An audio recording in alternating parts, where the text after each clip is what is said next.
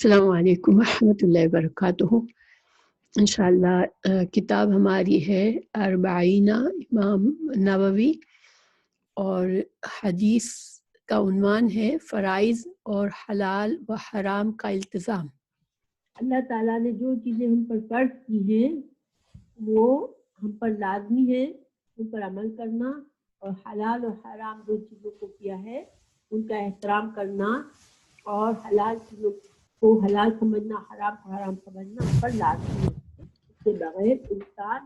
مسلمان نہیں ہو سکتا۔ تو ان ابی عبداللہ جابر ابن عبداللہ انصاری الانصاری رضی اللہ عنہما، تو یہ ابو عبداللہ یہ کس کی کنیت ہے؟ حضرت جابر بن عبداللہ کی، ٹھیک ہے۔ ان کے والد کا نام بھی عبداللہ تھا اور انہوں نے اپنے بیٹے کا نام بھی عبداللہ رکھا، اس لیے ان کی کنیت ابو عبداللہ تھی۔ تو ابو عبداللہ جابر بن عبداللہ، اور یہ انصاری صحابی تھے، ہاں یہ انصاری صحابی تھے رضی اللہ عنہما۔ ان سے روایت ہے ان رجلا سأل رسول اللہ صلی اللہ علیہ وسلم، ایک شخص نے سوال کیا رسول اللہ صلی اللہ علیہ وسلم سے، یعنی کہ صحابہ کرام آپ صلی اللہ علیہ وسلم کے ارد گرد تھے اور ایک شخص آیا، اس نے سوال کیا آپ سے، اور اس نے کہا فقال ارأیت اذا صلیت الصلاة المکتوبات وصمت رمضان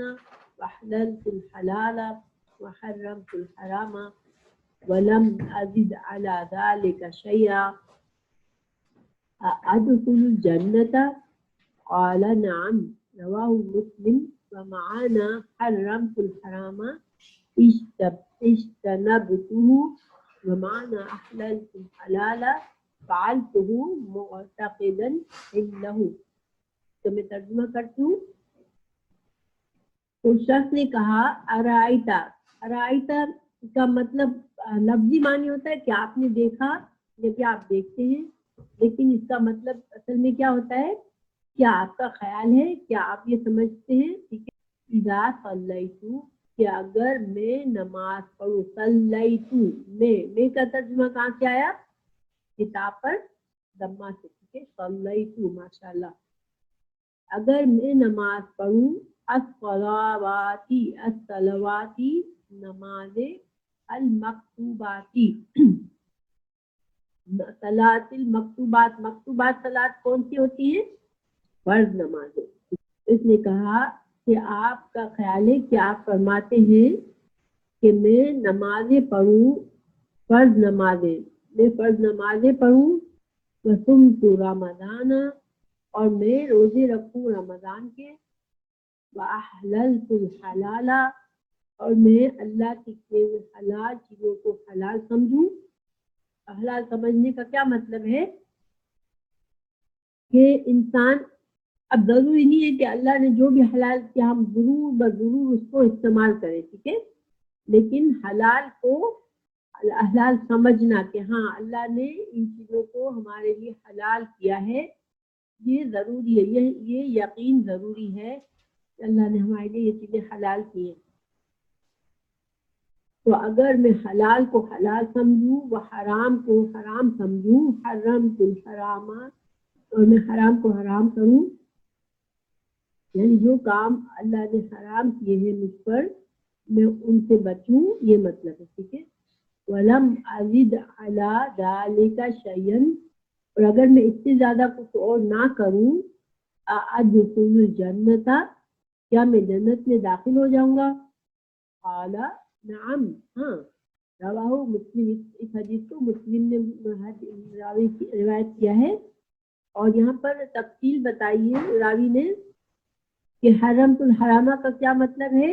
کہ حرام کاموں سے بچوں، ٹھیک ہے،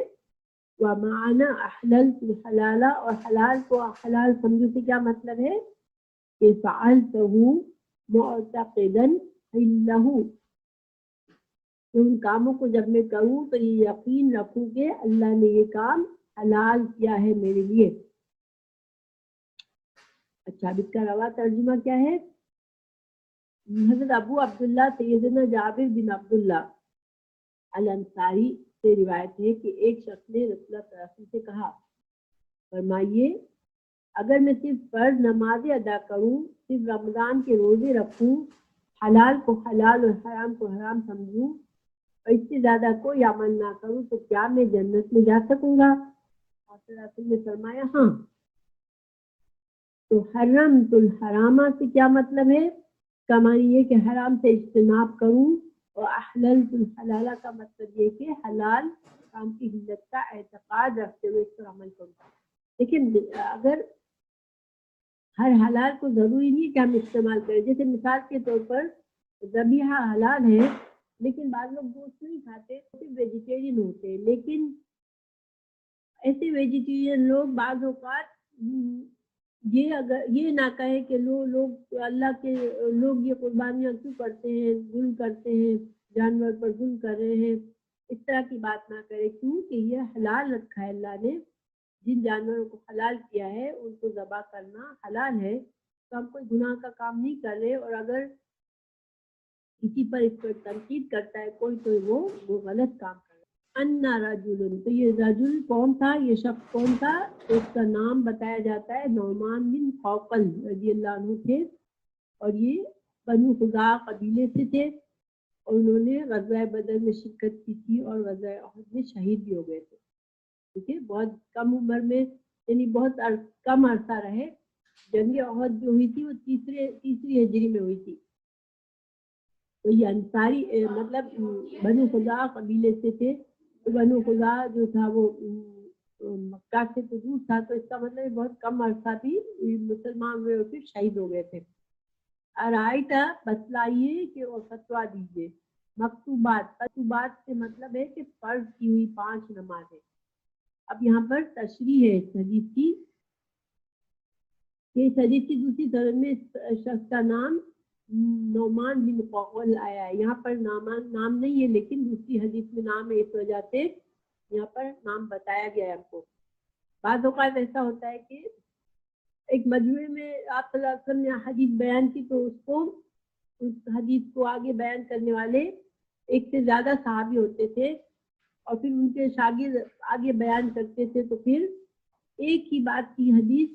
جیسے کافی حدیثیں بن جاتی تھی، اور بات اس میں سب میں ایک ہی ہوتی تھی۔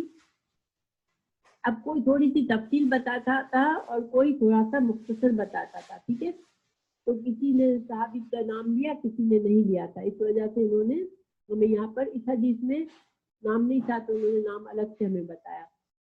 پھر اس نے یہ دریافت کیا تھا کہ کیا فرض نمازیں ادا کروں میں، اور رمضان کے روزے رکھوں، اور حلال کو حلال اور حرام کو حرام سمجھوں، اور اس سے زیادہ کوئی عمل نہ کروں تو کیا میں جنت میں جاؤں گا؟ آپ نے فرمایا ہاں، جو شخص فرائض کا صحیح طور پر عامل ہو وہ جنت میں جائے گا۔ یہاں ہمیں کیا پتہ چلتا ہے کہ جس مسلمان نے اللہ کی فرض چیزوں میں کمی نہیں کی، فرض جتنی نمازیں جب سے اس پر نمازیں فرض ہوئی تھی پورا وقت نمازیں پڑھی، اپنے مرنے وقت تک فرض نمازوں میں کمی نہیں کی، اور رمضان کے روزوں میں کمی نہیں کی جب سے اس پر فرض ہوئے تھے اس سے لے کر اس کی موت تک، تو پھر یہ عمل اس کا، اور اس کے ساتھ اس نے یہ اعتقاد رکھا ہو کہ اللہ نے جو کچھ حلال کیا ہے وہ حلال ہے، اور جو حرام کیا ہے وہ حرام ہے، اور اس میں تبدیلی نہ کرے، اس میں ذات کی کمی نہ کرے، تو پھر وہ سب جنت میں جانے کا سبب ہے اس کے پاس، تو وہ جنت میں جائے گا انشاءاللہ۔ تو اہل علم نے بیان کیا کہ صرف فرائض پر اکتفا کرنا اور نوافل کو ترک کر دینا اگرچہ جائز ہے، یعنی کہ کوئی انسان کسی وجہ سے صرف اگر اس نے نفل عبادات ہی کی ہوں گی، کبھی فرض عبادات ہی کی ہوں گی، نفل نہیں بھی کی ہوں گے، تب بھی وہ انشاءاللہ جنت میں جائے گا۔ لیکن اہل علم کیا کہتے ہیں کہ نوافل اور سنت کی ادائیگی کا خاص اہتمام کرنا چاہیے، کیوں؟ رسول اللہ صلی اللہ علیہ وسلم بھی اس کا خاص اہتمام فرماتے تھے۔ ایک حدیث میں آیا ہے کہ جو شخص کے فرائض میں کوئی کمی پائی گئی تو نوافل کے ذریعے سے پوری کی جائے گی۔ ایک حدیث ہے ابو داؤد میں کہ جب انسان کا حساب لیا جائے گا، آپ کو پتہ ہے کہ نمازوں کا حساب ہوگا، روزوں کا حساب ہوگا، تو جب یہ حساب ہو رہا ہوگا، فرض عبادات کا حساب ہو رہا ہوگا، تو جس انسان کے اعمال نامے میں کمی ہوگی کہ اس نے پوری فرض نمازیں نہیں کی ہوگی، پورے فرض روزے نہیں رکھے ہوں گے، تو پھر اس کے نفلی عبادات کو دیکھا جائے گا کہ کیا اس نے نفلی نمازیں پڑھی ہیں، تو نفلی نمازوں کے ذریعے اس کے فرائض کی کمی کو پورا کیا جائے گا، کیونکہ یہ کاؤنٹ بہت ضروری ہے کہ فرض عبادات ہماری مکمل ہو، کیونکہ یہ ہم فرض کا مطلب ہی یہی ہے کہ اللہ تعالیٰ نے ہم پر اوبلیگیشن ہے، ہم پر ضروری ہے۔ ہاں، تو اس وجہ سے ہم نفل، ہاں بالکل میں ابھی سمجھاتی ہوں کہ نفل نمازیں پڑھنا کیوں ضروری ہے ہم کو، کہ خاص طور سے یہ جو 5 نمازوں کے ساتھ ہم پڑھتے ہیں سنت موقدہ، فرض کی نفل، جیسے فجر کی نماز سے پہلے 2، ظہر سے پہلے 4 اور ظہر کے بعد 2، پھر مغرب کے بعد 2 اور عشاء کے بعد 2، ان کی ایک تو بڑی فضیلت ہے، پھر ان کی وجہ سے انسان کو یہ فائدہ ہے کہ اس کی فرض نمازوں میں جو کمی کوتاہی ہو جائے گی۔ بعض اوقات دیکھیں انسان کا ذہن بھٹک رہا ہوتا ہے اور ہم نماز پڑھ رہے ہوتے ہیں، لیکن ہم پوری نماز پڑھنے کے بعد احساس ہوتا ہے کہ اللہ ہم نے کیا پڑھا، کچھ یاد بھی نہیں رہتا، کتنی نمازیں، کتنی ہم نے رکعتیں پڑھی یا کیا ہوا، تو ہماری نماز ایک اس میں کمی آ جاتی ہے۔ ٹھیک ہے، اللہ سبحانہ وتعالیٰ ہماری نیت کے لحاظ سے ہمیں اجر تو دیتے ہیں کہ ہم نے وضو کیا پوری نیت کے ساتھ، ہم پوری نیت کے ساتھ نماز پڑھنے کے لیے آئے، لیکن نماز میں ہمارے اجر و ثواب میں کمی آ جاتی ہے اگر ہم نے نماز کی طرف ہماری توجہ نہیں رہتی۔ تو اس طرح سے ہماری فرض نمازوں میں جو بھی کمی آئے گی تو انشاءاللہ اللہ سبحانہ وتعالیٰ ہمیں ہماری نفل نمازوں کے ذریعے اس کمی کو پورا کر دیں گے۔ تو نفل نمازیں ہمارے لیے بہت ضروری ہیں، اور سنت موقدہ تو بعض علماء تو کہتے ہیں کہ یہ اس کا حصہ ہی ہے، اس کو بغیر ریزن کے چھوڑنا گناہ ہے کہ انسان ہمیشہ چھوڑتا چلا جائے کہ نہیں یہ تو سنتیں ہیں صرف، تو یہ اس طرح سے ان کو حقیر سمجھنا کہ ان کی کوئی اہمیت نہیں ہے، یہ تو صرف نفل نماز ہے، یہ بہت خطرناک بات ہے۔ اس بات نے تو یہاں تک کہا کہ یہ کفر ٹھہرایا جائے گا اس بات کو کہ آپ صلی اللہ علیہ وسلم نے جس چیز پر ہمیشگی کی اس کو انسان اس کو حقیر سمجھ کر چھوڑ دے۔ تو اب یہ کہ یہاں صرف ایک اجازت کی بات ہے کہ ہاں اگر ایسا ہوا کہ ایک انسان نے صرف فرض ہی پورے کیے ہوں گے لیکن اس نے فرض میں کمی نہیں کی ہوگی تو وہ جنت میں جائے گا، لیکن انسان کا رویہ، انسان کی نیت کاؤنٹ ہوتی ہے، اور انسان نے اگر نفل نمازوں کو، یہ جو سنت خاص طور سے سنت موقدہ ہے، ان کو بس پرپزلی چھوٹا چلا جائے گا ساری زندگی، ان کو اہمیت نہیں دے گا، تو یہ گناہ کا مرتکب ہو سکتا ہے۔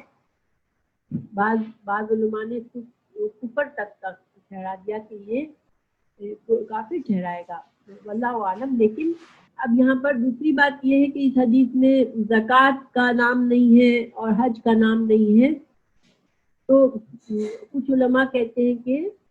ایک دوسری حدیث میں ویسے ہے پوری چاروں چیزیں بھی ہیں، لیکن کچھ علماء کہتے ہیں کہ حج، کیونکہ ابھی مکہ فتح نہیں ہوا تھا، حج کا حکم ابھی فرض نہیں ہوئی تھی حج، اور ہو سکتا ہے زکوٰۃ بھی اس وقت فرض نہ ہوئی ہو، یا پھر آپ صلی اللہ علیہ وسلم کا ایک طریقہ یہ بھی تھا کہ جو نئے مسلمان ہوتے تھے تو آپ صلی اللہ علیہ وسلم یہ پسند فرماتے تھے کہ دیکھتے ہیں کہ اس کے اوپر بہت زیادہ ایک دم سے بوجھ نہ آئے، تو اس کو آہستہ آہستہ احکامات بھی بتاتے تھے کہ اگر وہ نماز، ایک انسان نماز اور روزے کا پابند بن جاتا ہے تو زکوٰۃ پر بھی آ جائے گا انشاءاللہ، اور حج بھی ادا کرے گا۔ اور یہ بھی ہو سکتا ہے کہ آپ اپنے صحابہ کو جانتے تھے اور اس صحابی میں استطاعت نہ ہو، صرف زکوٰۃ اور حج میں استطاعت لازمی ہے کہ زکوٰۃ کا نصاب کس کے پاس ہے وہی زکوٰۃ دیتا ہے، اور حج کی استطاعت جس میں ہوتی ہے وہی اسی پر حج فرض ہوتا ہے، تو یہ وجہ بھی ہو سکتی ہے۔ میرا جو بھی وجہ ہے، لیکن ہمیں پتہ ہے کہ 5 ارکان اسلام کے کلمہ شہادت، پھر نماز قائم کرنا، پھر زکوٰۃ دینا، پھر رمضان کے روزے رکھنا اور حج ادا کرنا، تو یہ 5 ارکان انسان کو کرنے ہیں۔ اب ظاہر زکوٰۃ اور حج جو ہے، اگر کسی انسان مسکین ہے، اس کے پاس کچھ بھی نہیں ہے، تو تو زکوٰۃ اور حج اس پر فرض نہیں ہوئی ہے، کیونکہ یہ دونوں چیزیں استطاعت کے ساتھ ہیں۔ پھر جنت میں جو ہے انسان اگر ہمیں انشاءاللہ جس کے یہ فرائض مکمل ہو گئے، اللہ سبحانہ تعالیٰ کو جنت میں داخل فرمائے گا۔ جو ثواب ہے یعنی نفل نمازوں کے جو ثواب ہے جنت میں داخل ہونے کے جو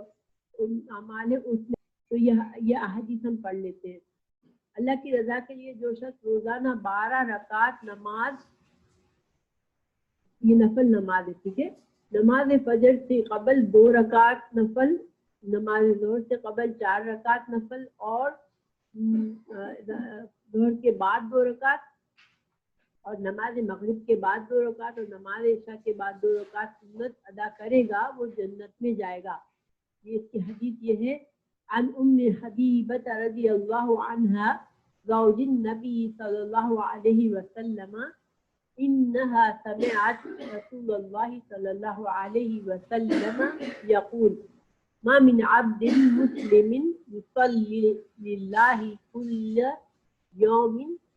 12 ركعة تطوعا غير فريضة إلا بنى الله له بيتا في الجنة، رواه مسلم۔ حضرت ام حبیبہ رضی اللہ عنہا سے روایت ہے کہ رسول اللہ صلی اللہ علیہ وسلم کی زوجہ محترمہ سے روایت ہے کہ انہوں نے رسول اللہ صلی اللہ علیہ وسلم کو فرماتے ہوئے سنا ہے کہ جو شخص روزانہ اللہ کی رضا کے لیے فرضوں کے علاوہ 12 رکعت نوافل ادا کرتا ہے، اللہ تعالیٰ اس کے لیے جنت میں ایک گھر بناتا ہے۔ اسے مسلم نے روایت کیا ہے، یعنی کہ یہ جو ہم سنتیں پڑھتے ہیں ہر نماز کے ساتھ، اس میں باقاعدگی کرنے والے کے لیے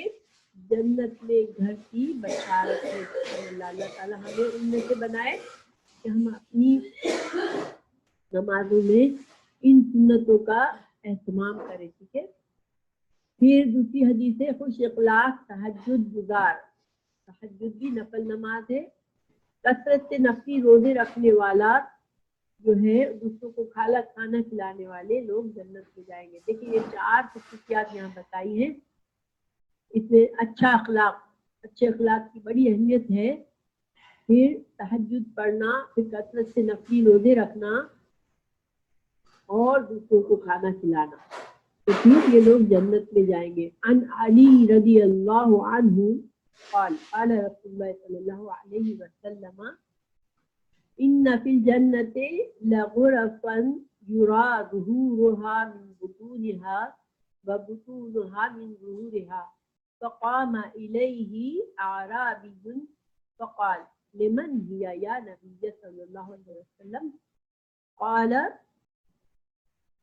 یا لمن اطاب الکلام وأطعم الطعام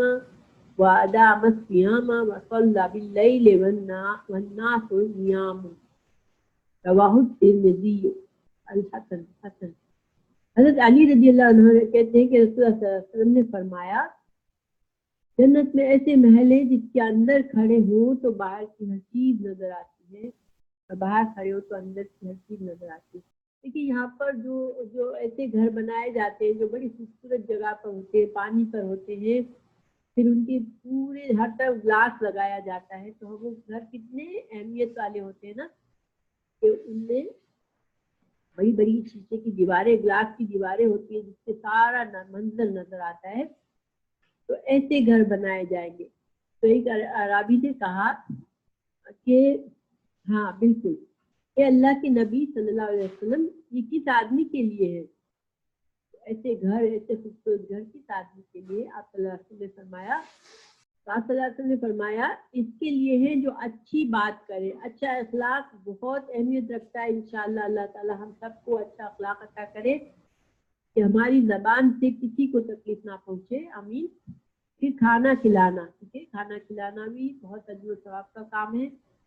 بکثرت روزے رکھنا، یہ نفلی روزے ہیں، جتنی کثرت سے ہم روزے رکھیں گے انشاءاللہ ہمارا اجر و ثواب اس سے ہوگا۔ اور جب لوگ مزے کی نیند سو رہے ہوں اٹھ کر نماز پڑھنا، یعنی تہجد کی نماز پڑھنا، تو یہ 4 خوبیاں ہوں گی تو پھر ایسے گھر اللہ تعالیٰ بنا کر دے گا، جس کو ترمذی نے روایت کیا ہے۔ پھر وضو کے بعد 2 رکعت نفل تحیۃ الوضو باقاعدگی سے ادا کرنے والا شخص جنت جائے گا۔ تو تحیۃ الوضو بھی نفلی نماز ہے، لیکن اس کا اتنا بڑا اجر ہے کہ اگر کوئی اس کا معمول بنا لے تو وہ جنت میں جائے گا۔ اور دیکھیے بعض اوقات ہم جیسے ظہر کی نماز کا وقت ہے، ہم نے وضو کیا، اب ہم نے خاص سے 2 ایکسٹرا نفل نہیں پڑھے، ہم نے ظہر سے پہلے والے 4 سنتیں 2 کر کے پڑھ لی، تب بھی انشاءاللہ ہم کو تحیۃ الوضو کا اجر ملے گا۔ لیکن بعض اوقات ہم وضو کرتے ہیں خالی جیسے قرآن پڑھنے کے لیے کیا ہے وضو، یا ایسے ہی باوضو رہنے کے لیے کیا ہے، اس وقت اگر ہم 2 رکعت نماز پڑھ لیتے ہیں تو یہ بڑے ہی اجر و ثواب کی بات ہے انشاءاللہ۔ عن ابی ہریرہ رضی اللہ عنہ قال قال رسول اللہ صلی اللہ علیہ وسلم لبلال صلاة الغداة یا بلال حدثنی بأرجى عمل عملته عندك في الإسلام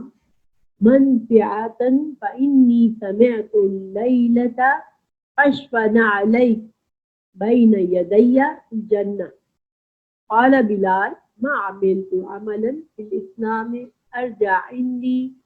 منفعة من أني لم أتطهر طهورا تاما في ساعة من ليل أو نهار إلا صليت بذلك الطهور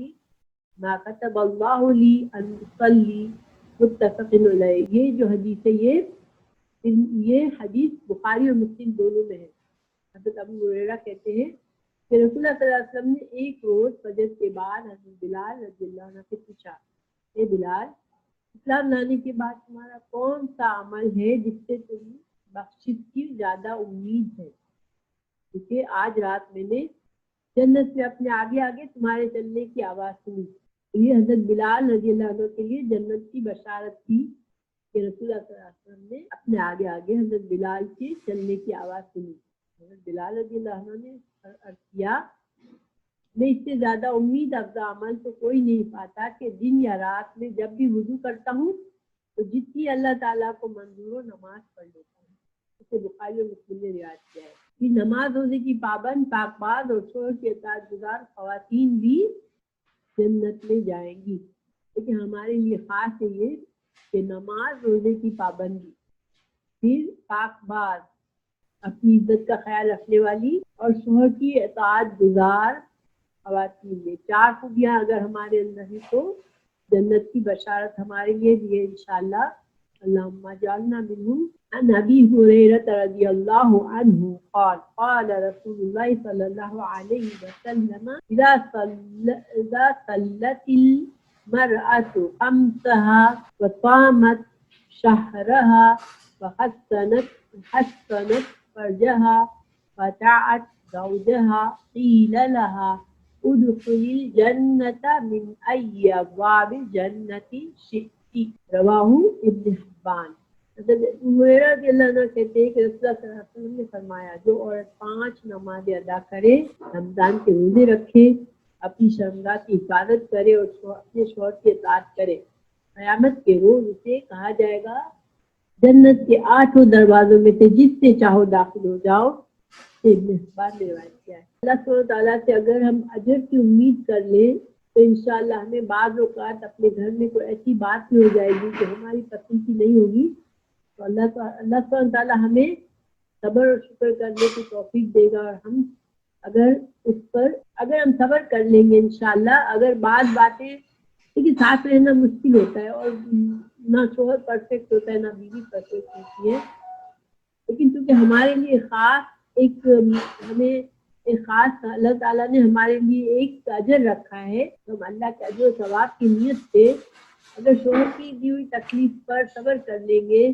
اور اللہ سے اجر کی امید کر لیں گے اور شوہر کے ساتھ برا رویہ نہیں کریں گے تو پھر انشاءاللہ ہر جنت کے 8 دروازے ہمارے لیے کھول دیے جائیں گے کہ تم جس میں سے چاہو داخل ہو جاؤ۔ تو یہ بہت بڑا رتبہ ہے۔ اللہ سبحانہ تعالیٰ ہمیں صبر اور شکر کرنے والا بنائے، کیونکہ ایک اور حدیث ہے جس میں شوہر کی ناشکری کرنے والی عورتوں کو جہنم کی خبر بھی دی گئی ہے۔ تو اللہ تعالیٰ ہمیں محفوظ رکھے اور اللہ تعالیٰ ہمیں اچھی سوچ عطا کرے کہ ہم بجائے شور سے ناراض ہونے کے ہم اللہ سے اچھی امید رکھیں کہ اللہ تعالیٰ ہمیں انشاءاللہ اللہ ہمیں ہماری مدد کرے گا، ہماری آسانی کرے گا، اللہ تعالیٰ ہمیں اجر و ثواب دے گا. تو پھر انسان کا دل بڑا ہو جاتا ہے، پھر چھوٹی چھوٹی باتوں پر ہمیں غصہ نہیں آتا. پھر ظہر سے قبل 4 رکعت سنت پر دوامت اختیار کرنا جنت میں جائے گا. حضرت حبیبہ رضی اللہ عنہا کہتی کہ رسول اللہ صلی اللہ علیہ وسلم نے فرمایا میں نے ظہر سے پہلے 4 رکعت ادا کی، اللہ تعالیٰ اس بندے کے لیے جہنم کی آگ حرام کر دیں گے. اسی ترمذی نے روایت کیا ہے. تو الحمدللہ اللہ تعالیٰ ہمیں یہ دیکھیے یہ چھوٹے چھوٹے کام ہیں. آج میں نے یہ جو ساری حدیثیں پڑھی کیا ایسی ہے کہ ہم اس پر عمل کر سکتے ہیں؟ تو جنت کی بشارت ہمیں دی گئی ہے. کیا یہ ایسی حدیثیں ہیں کہ ان پر بہت مشکل یا بہت اسٹرگل کرنے والی باتیں یا ہم کر سکتے ہیں، تھوڑی سی کوشش کرتے ہیں انشاءاللہ ان پر عمل کر سکتے ہیں. اللہ تعالیٰ ہمیں ان پر عمل کرنے والا بنائے اور اللہ تعالیٰ ہمارے لیے جنت کے 8 دروازے کھول دے کہ ہم جس سے چاہے داخل ہوں. آمین.